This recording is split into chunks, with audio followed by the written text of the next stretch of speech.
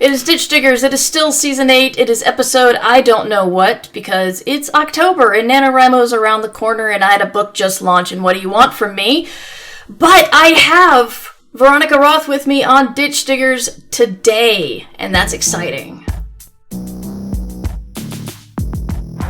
Ditch Diggers appear and ain't no wannabes here with some not so nice advice for your writing career. To be clear, no punches will be pulled, but the punch may be spiked how they like before they get on the mic.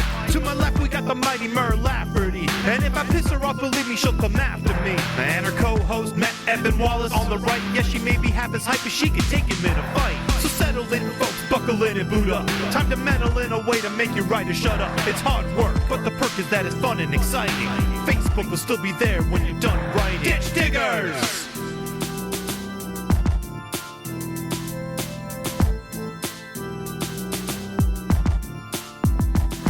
Ditch Diggers! Coming to you live from the half-unpacked basement of the Ditch Diggers Manor. It is the Ditch Diggers with Mer Lafferty and guest star Veronica Roth. Hi, Veronica. Hi. I'm so glad to have you here. We've had some tech issues, and and we finally made it on, and we're streaming live on Twitch, and nothing is going to go wrong. Nope. Show 23, Nothing. Thank you, faithful assistant Tim. Awesome. Yes. Oh, well, it's 23, number of chaos. That makes sense. Okay. Oh, yeah. Mm-hmm. We're here to talk about business. I want to talk about genre. I want to talk about Poster Girl, which came out last week. I want to talk about Chosen Ones, because it blew my mind a little bit. And you've got upcoming novellas with Tor.com or Tor?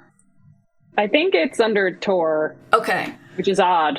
But yes, I think I thought Tor.com was the novella one, so... Yeah, so did I. I don't know. Yeah. Either one, Tor or something. Yes, indeed.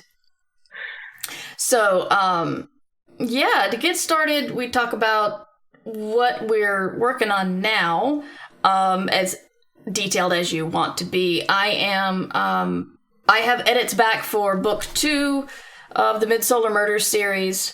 It is, I still don't know whether I can say the title yet. I need to check with my editor.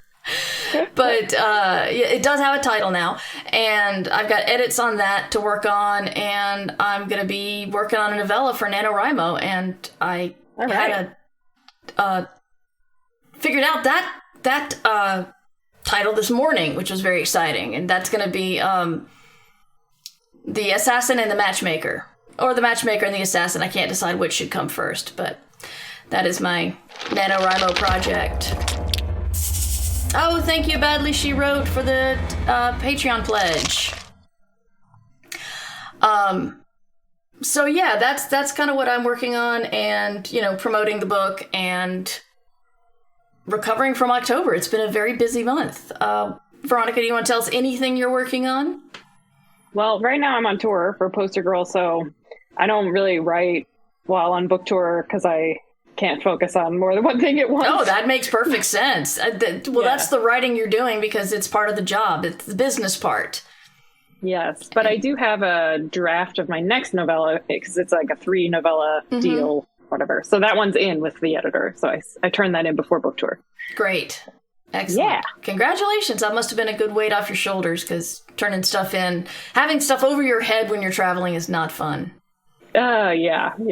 And I know myself at this point. I knew it wasn't going to happen if I didn't send it before that. So yeah.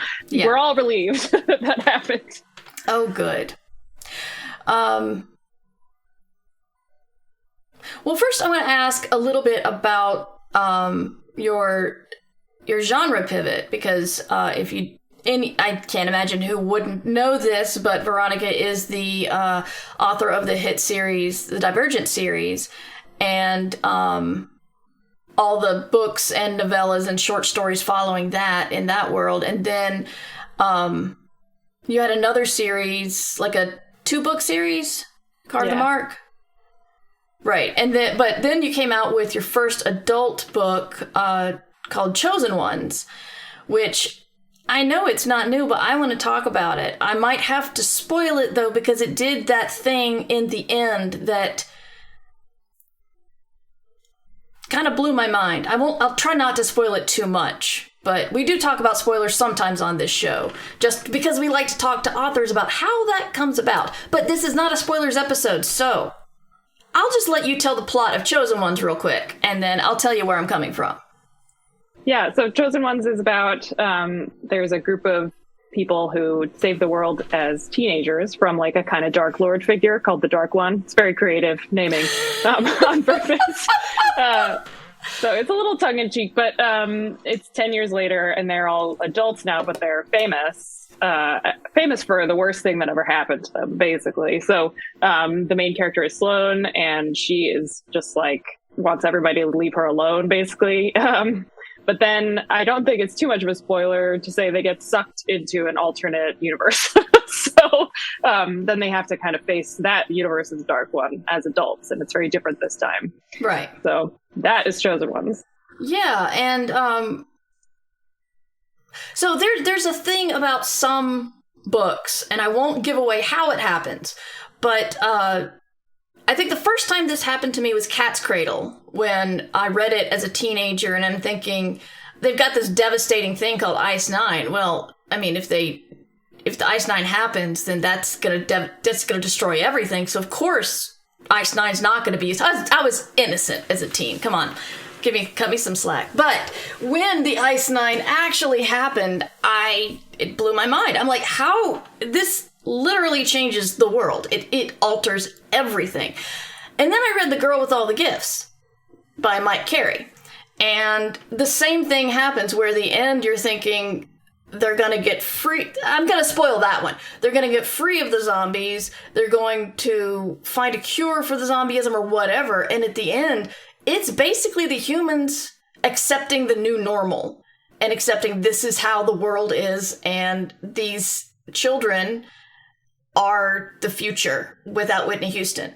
And it did the same thing to me. And then the Chosen Ones, you do an altering of reality at the end that I didn't see coming. And I was just... Well, good. I thought that was awesome. And how do you decide to make such a big change? And does that make the sequel more difficult? Well, we could talk about the sequel in a bit, because then the pandemic happened. So Chosen Ones came out the first week of lockdown. It was a terrible time to have a book come out. I remember listening to it on my walks during lockdown, yeah. Oh, that's good. I mean, it was a great audiobook. It was. Yeah. But yeah, so the pandemic just like totally exploded everything in my brain. I just was like, I don't know if I could write this sequel anymore, ever. But so we'll see. I mean, Chosen Ones ends pretty definitively, so it's not like it's going to leave you unsatisfied if it doesn't have a sequel. But I did have one planned, but it was just like, I don't know if this happened to you, but I just was like, I'm just not interested in the same things anymore. I can't do the same things I was doing before. Like, everything's different now. So, anyway, so that's the Chosen Ones sequel. But yeah, I was trying to write a book and a novella, and I got a really good price for the novella until I had to rewrite it from scratch twice. And so it turned out to be not such a good price for 60,000, what was a good price for 20,000 words. Yeah. And that was that's like a whole novel at that point. Exactly. I lost a lot of self-confidence because I was sending drafts of both the novel and the novella back and forth and back and forth. So it was, didn't have a lot of confidence and was really scared before this one came out, but people seem to like it, so I'm happy about that. So Chosen Ones aside, I just wanted to say that the ending in the reality shifting thing, I don't know what it is, because I know other books have done it, but some reason Cat's Cradle, The Girl with All the Gifts, and Chosen One really just the big change at the end really just blew my mind, and I was just in awe of what was going on. And so well done. And thank you.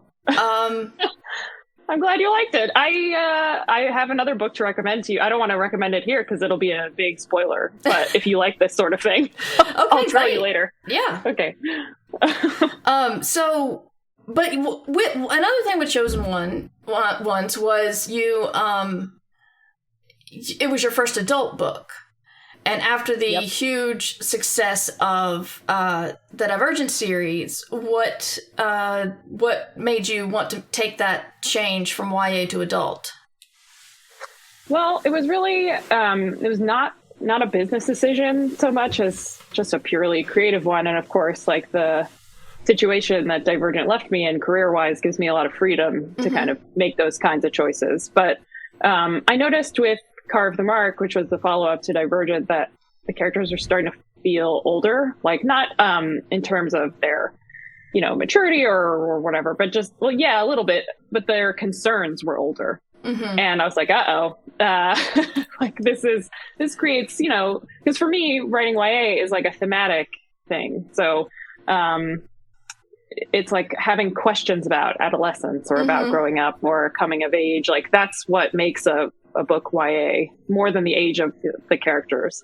If they're reflecting backward on their youth, like that's more of an adult book. But anyway, so I noticed that was happening, and then I just stopped having YA ideas. So I tried to come up with them, and it just wasn't working. Like they just didn't feel like they actually fit into the market, or that they were actually speaking to the same audience as Divergent. And I was like, okay, well, I guess that's just where we're at right now. So maybe if I start getting them again, like I do still love teenagers. Like when they come to events now, I'm so happy to talk to them, especially about Divergent. Like I really get so much joy from engaging with them. And I'm sad that I'm not writing stuff that feels like it's for them anymore. But we'll see. Maybe in the future it'll come back. But right now I have questions about the world and about life, and they're just more adult themed questions. Yeah. Which always sounds like you're writing porn, but no, you know. No, I know what you're talking about. I do.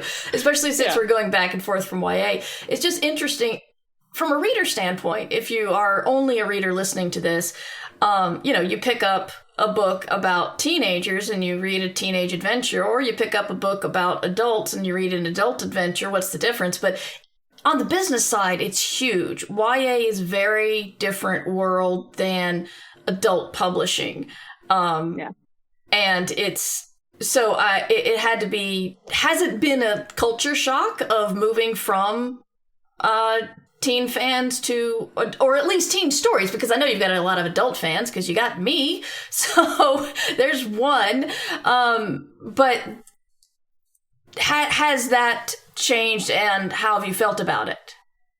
Well, it's been a bit odd because of the pandemic. Like normally, if I was moving into a new world, a new space, I would go to conferences and festivals, even just like as an attendee, to like meet people, But that didn't really happen. So it's like now I don't know my peers that well in the adult space, and I'm still getting to know like how it feels to kind of be a part of it. So it's been kind of weird just because of the nature of the world that we're in now.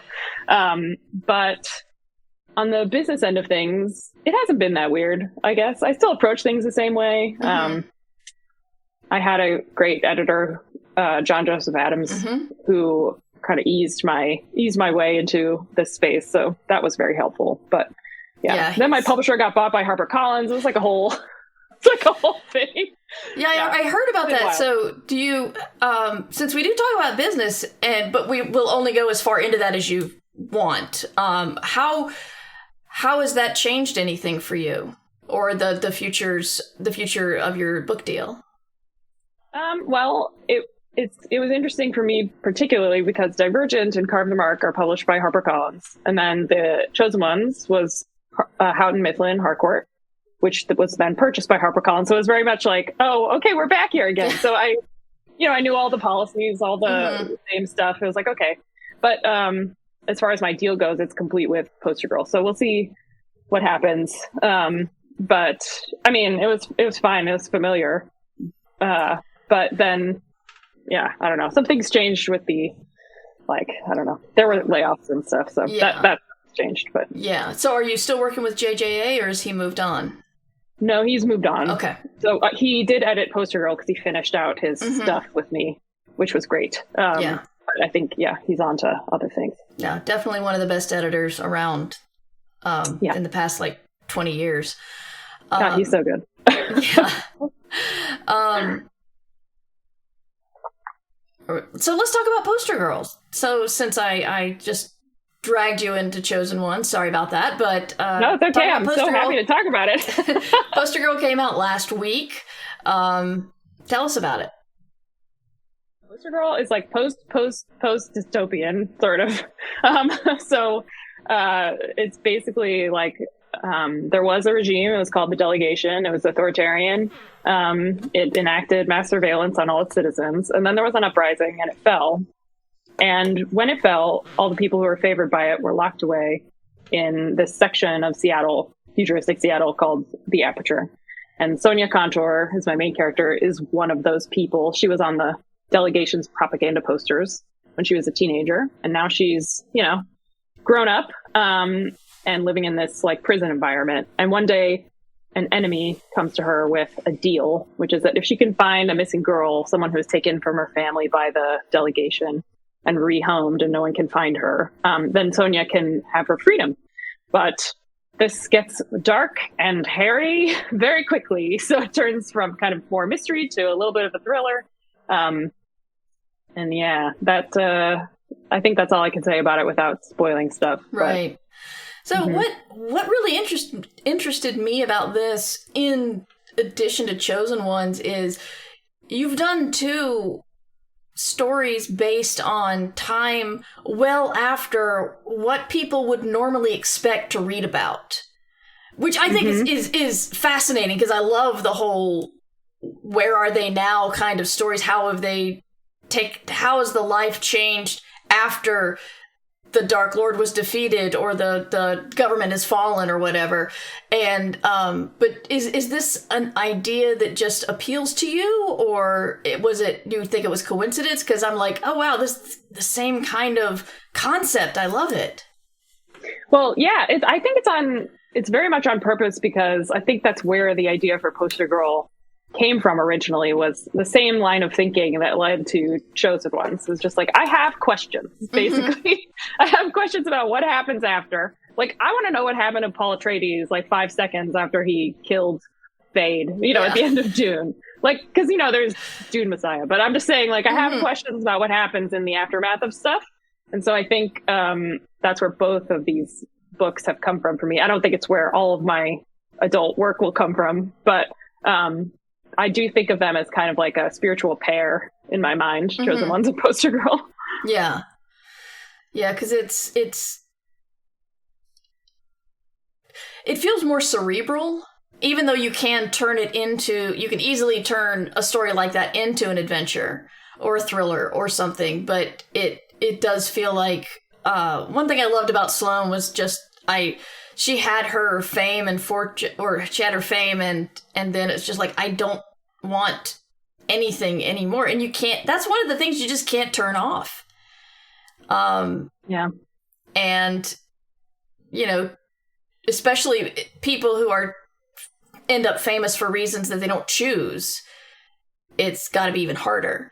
So, yeah, I ended up reading I ended up researching and watching the TED Talk for Monica Lewinsky at some point while writing or revising Chosen Ones. I don't know. It just, it was interesting to hear her perspective on how it felt, and it felt relevant, getting famous for something that you actually hate. That was actually terrible. Yeah. Yeah. She's very, very strong person. From what I've read about her these days, I just I admire that, because me too. Rough. She's very resilient. Yeah. So in the chat, if you guys have any questions for me and Veronica, not me, Veronica, come on, who am I kidding? But it's please let us know, because it's live and exciting. And if you want to hit our exciting live episodes, Ditch Diggers is usually noon on Mondays on twitch.tv/MightyMur. We will have, and whenever Cameron Hurley is guest host, that's a 4:30, but we try to let you guys know in well advance. But, what are you reading these days, Veronica? I'm reading sci-fi and fantasy as I usually do, but yeah, what am I reading right now? I just finished The Women Could Fly by Megan Giddings, which is like an alternate America with witchcraft. Oh, cool. It's pretty awesome. Yeah, I definitely recommend it, especially the audiobook. It was good. Awesome. But yeah. I have questions about book tours. Because while I have published before, I have not leveled up to book tour status. And it's a weird thing because that feels like something every beginning or mid-list writer wants. And yet every author I talk to who goes on book tour is like, oh God, I'm going on book tour. And it's a weird thing because it's got status, but it doesn't sound like a lot of fun. It sounds kind of scary during a pandemic. So what is your take on the both sides of the book tour concept? I think I'm somewhere in between. So I had a tour planned for Chosen Ones and had to cancel it, of course. Yeah. Which, fair enough. Yeah. But for your own sake, I'm glad. Yes, I know, especially in that time. We just didn't know anything about COVID in that moment. So, and like not being able, I am in a very fortunate position and I've always had a book tour. So I've never had a book come out that I haven't gone on a tour for. And not being able to with Chosen Ones made me feel so helpless suddenly because it was like I couldn't do anything for the book. It was like out of my hands, which is how, most authors feel all the time when their books come out, but I just hadn't experienced it before. So I think this one I feel really grateful for in a new way because I'm like, okay, at least I can go out there and pretend I'm doing something, even if it's not effective, like I am doing it. But I don't know about like the way people attend book events has changed because of the pandemic. They're just not as like excited to get out there anymore. Mm-hmm. So it's a little bit like the mood has changed.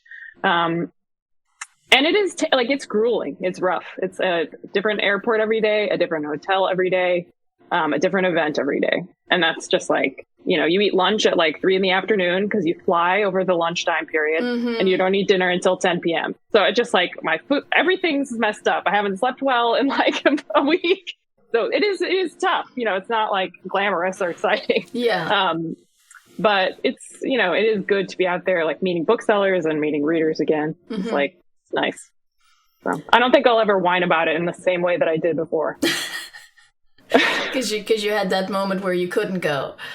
Yeah. Also, I mean, I do try not to whine about it because, like you said, it is like a prestige thing, and if your publisher sends you out, you should know that it's like you should be grateful for it. I mean, I'm not saying you got to like send them thank you notes or whatever. That's part of their job, but right.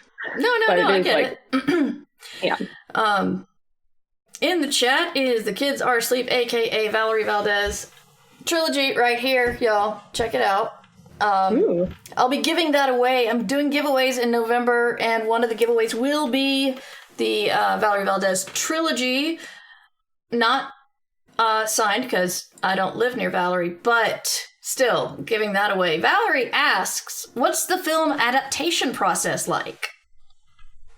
Ooh, yeah. Okay, well, it's been a while, so I don't remember all of it. Also, it's, again, like everything I say here is like, it's changed. Yeah.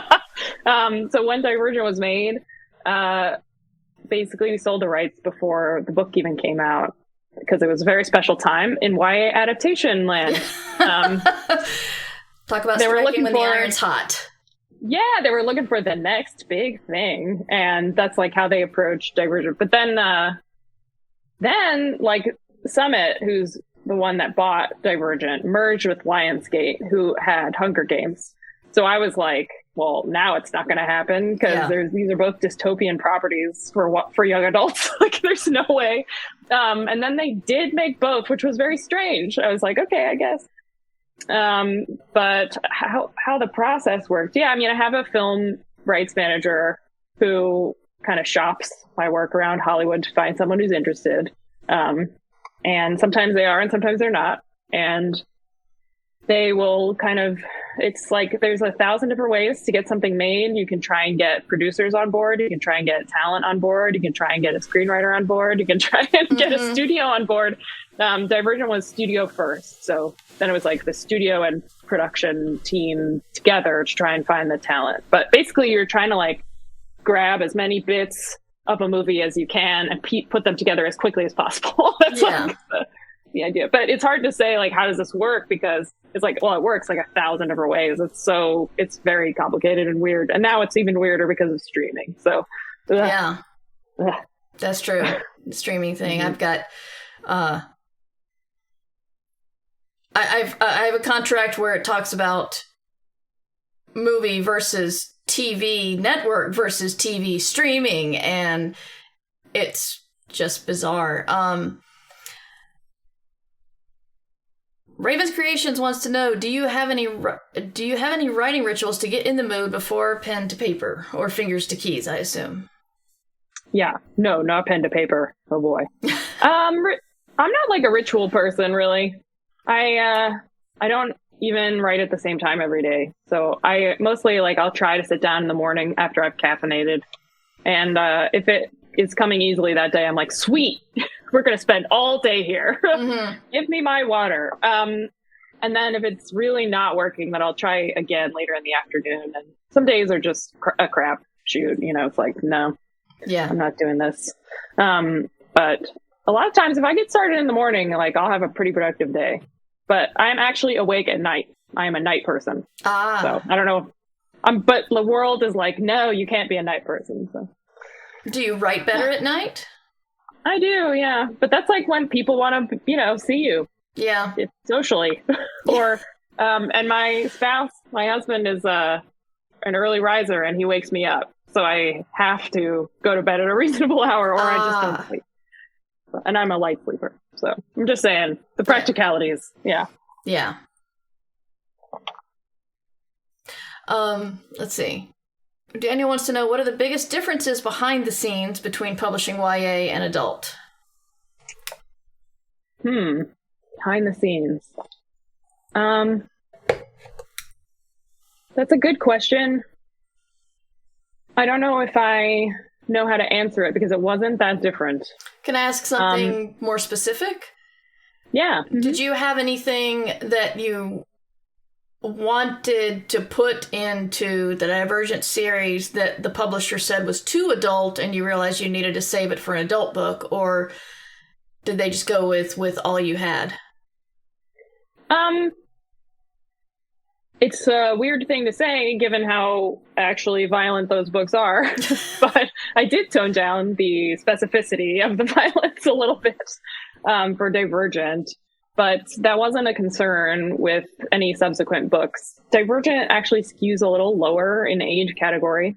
So it's like a lower YA in terms of the readership that it found. So most of the readers who encounter it are 11 or 12, which is a little people read up. So that's not uncommon for YA. But I just think it's worth noting because it has affected the way that the series is received and the way that it's promoted. So when I do school events for that series, I do middle schools, not high schools. Oh, wow. Really? Yeah, usually. I mean, I'll do high school sometimes, but it doesn't work out as well. It's just, sometimes you choose the category and sometimes the category chooses you. Yeah. So you have to pay attention to that. But then Carve the Mark was a little older. That's kind of what I mean when I say I was creeping upward. That started with the end of the Divergent series and it just kept going. And I was like, all right, well, let's accept this as a reality of what my writing is doing. Well, your career was just growing up. Yeah, I think so.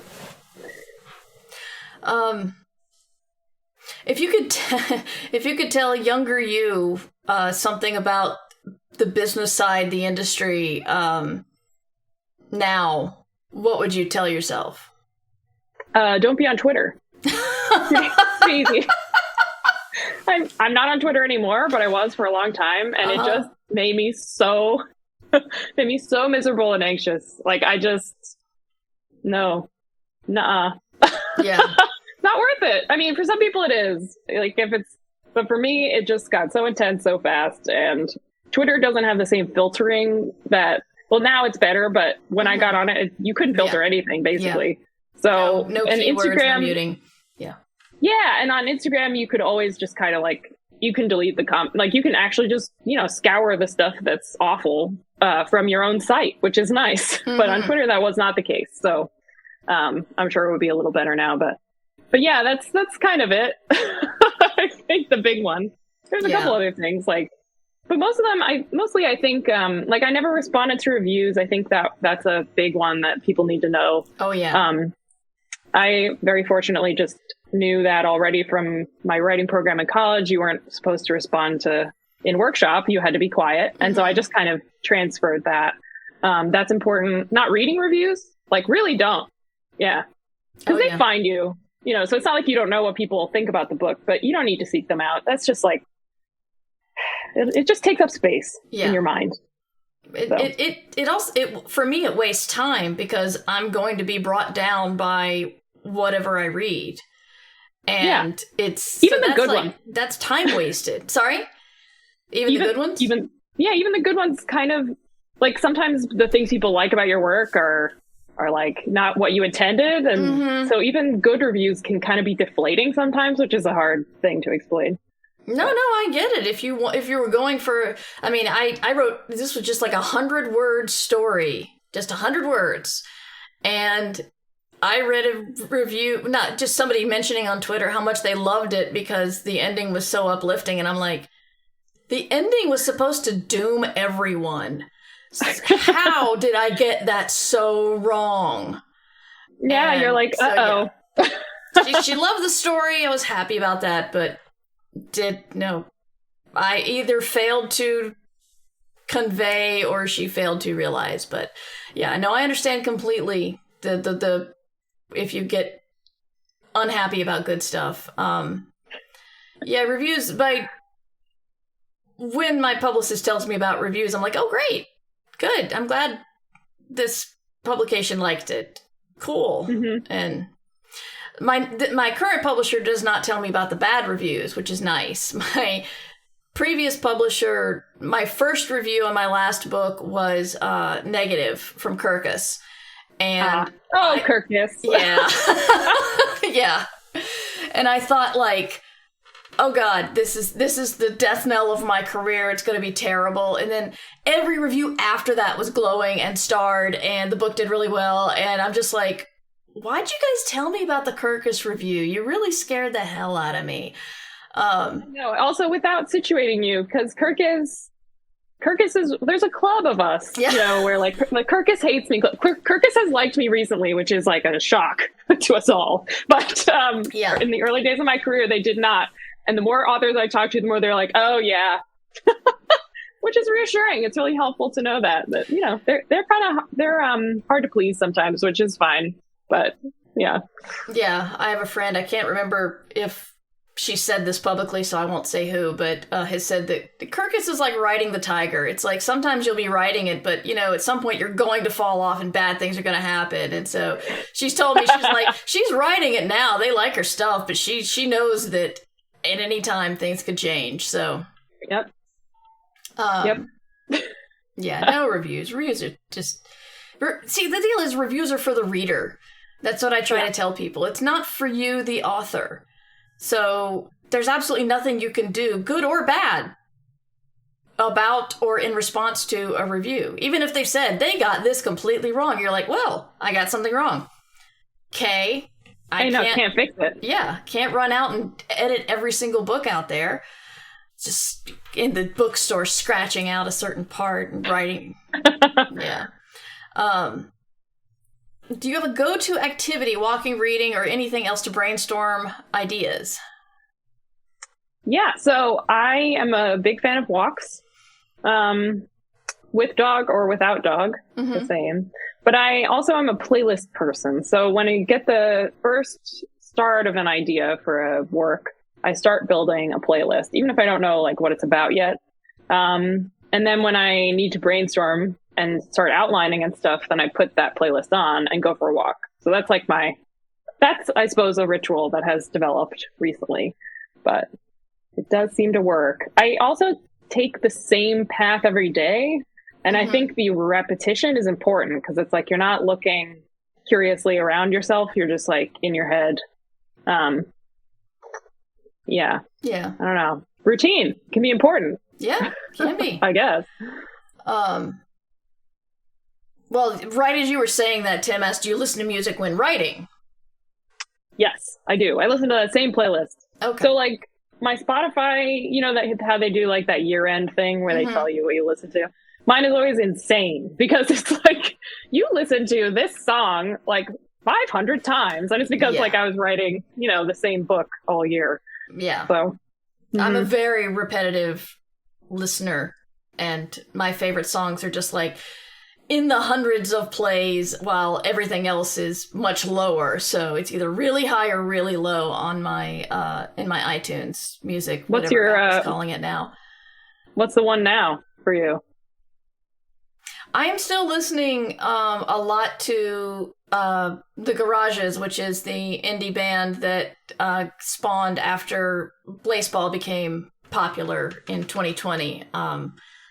They make such weird, diverse music that I can always find something to listen to. Sea shanties, country, alternative rock, folk, heavy metal. They just play around with every genre, and it's a lot of fun. So they're one of their songs inspired Station Eternity, and they gave me the rights to the lyrics, so there are Garage's lyrics in Station Eternity. Awesome. So yeah, just a lot. My favorite playlist is all Garage's songs, actually. I am a sad little fangirl. I got a chance to meet my favorite songwriter from the group at Worldcon, and we hung out for like 30 minutes, and she said she was going to come to the con the next day, and then she got COVID. Oh. So it's but like, you didn't? No, I didn't. I was so happy about that, but I was bummed that I was like, we had like this little time together, and like tomorrow we're going to hang out a lot, and then she got sick. So. Oh. But yeah, we just hung out outside or briefly inside with masks. So okay, that's good. I dodged that bullet, but felt really bad that she got so sick. But yeah, that was my chance to like hang out with someone I was just very, very embarrassing fangirl of, and the pandemic, man. Mm-hmm. What about you? What are you listening to, or do you go really big variety with your playlists, or do you like to grab one artist dominating? It kind of depends. So like when I was writing Poster Girl, those 2 Taylor Swift albums came out, Folklore and Evermore, and I listened to a lot from those because they had the right mood. It was like sad girl music. I heard someone say. So, but then on that same playlist was like Bob Dylan and Pink Floyd and Radical Face, and, you know, just like a weird assortment of stuff. So, it really is like song dependent for me. But right now, I don't know how to say her name properly, but there's a new Tove Lo album, and I've been listening to that. So, okay, cool. Yeah. Writing this novella, although now I've turned it in, so I'm still just listening to it, to this album. Do you make these playlists public? I do. They're on Spotify. My name is just my name, Veronica Roth. Mm-hmm. So if anyone wants to find them, you can find them. Yeah, I totally forgot. My kid and I were working on a playlist for Station Eternity, and then I forgot about it. I just remembered as you're talking about it. I'm like, oh, that's right. I've got one for this book. Yeah, make it public. Fun. Yes, it's largely the Garages and Clipping. Clipping's the other band that's actually quoted in the book, but yeah. Have you had a bad experience with an editor? If yes, what was the major issue and resolution? Whatever you're comfortable divulging to us. It's a good question. I have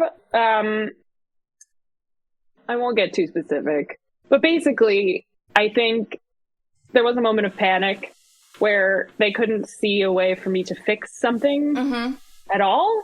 So their solution was to redo it.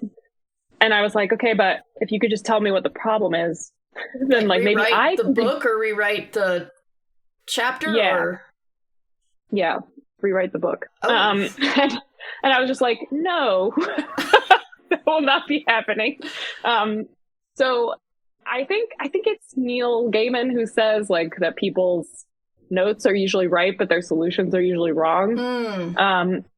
And I definitely have found that to be true. So now I request from editors, insofar as they are comfortable with it, because, you know, you have to kind of meet in the middle in terms of your style. But I say, like, don't feel like you have to give me solutions. Like, please just tell me what the problems are. I know it feels bad to be just like, here are all the things that are wrong with your book. Yeah. But for me, really, really helpful. Because I'm just like, I will find my own plan and I'll ask for clarification if you need it. But anyway, that was a while ago. I have not had problems since then. I usually find like if I don't like a note or don't agree with it, I just don't take it and then I explain why. So I write like a return editorial letter, like here's why I didn't address that thing. Or I try to find like you said this was wrong, but I think you're actually pointing to this and I did fix that. So, you know, it's like a conversation. So. Yeah. They can't foresee this, so it's not their fault, but it's like if there's a note about something that's broken in the text and then later on you refer to the thing they don't like, they're going to put a note every single time and you're like, oh yeah, you fix it. And then there's the note about it needing to be fixed. You're like, I did that. No, and they can't know about that. And maybe it's a good thing that they tell you that this is referenced many times and here's how it's broken. But it's very like, no, I fixed it. I promise. I did. Again. I know. That happened to me recently with a copy editor, or it's God bless her, but she just pointed out that I had way too many eyebrow raises, which is of course like a legitimate complaint. I do a lot of eyebrow raises, but I went and fixed all of them. And then every time I saw another eyebrow raise, I was like, leave me alone. This one is legitimate. Leave me alone. But, yeah. It's not her fault. Well, as Meat has just told us, we're almost at the end of our allotted time. Thank you, everybody in chat, for adding to the questions. And Veronica, thank you so much for your time and patience and awesome company today. Is there anything you want to tell us about writing or the business of writing that we didn't ask you about? I don't know. Yeah, that's kind of... Now my mind's going blank, to be honest. Yeah. People ask me what I'm reading now. I'm like, reading. Do I read? Like books. I don't know. I like books. Yeah. Oh, I think it's useful to know that you should take a long view of your career. Every career has hills and valleys in it. Sometimes the valleys are deep. Yeah. Sometimes the hills are very high, and that makes the valleys seem even lower than they already were. Yeah. Not that I would know anything about that. No. But, you know, sometimes books just like, they don't do what you hope they will, and you just have to keep going because eventually I have hope for all of us that they will. They will go exactly as we hope or better. But you can't get too wrapped up in any one of them because like life is long, fingers crossed. So yeah, take a long view. That's what I try to tell people who've told me they've been like working on their first book for like 10 years. I'm like, work on the second one. Just go. Keep moving. Yeah. So where can we find you online? I'm going to put it in the chat, but you can put it so the people at home can hear. Yeah, so my website is veronicarothbooks.com, but I am active on Instagram at Veronica Roth. Okay. And I'm on Facebook, but not really. So Instagram, that's where I'm at. Awesome. What you said about Twitter is how I feel about Facebook. So that's my like, no, too much depression, can't. Just it's always a tough place. Yeah, it is. And for me, you can find my stuff at merverse.com. You can subscribe to this podcast with any podcatcher. Just search for Ditch Diggers or search for Mer Lafferty and Station Eternity, and might as well pick them both up. Poster Girl are available now. And if I had one, I would hold it up. Yeah. Put that out. Yeah, so thank you so much, Veronica. I really appreciate your time. Yeah, thanks for having me. This was great. This podcast was produced under Creative Commons Attribution, Non-Commercial, No Derivatives License. Music provided by Devo Spice, devospice.com. Ditch Diggers! This is a free podcast brought to you by the kindness of our patrons. If you would like to also be kind and a patron, go to patreon.com/mightymur.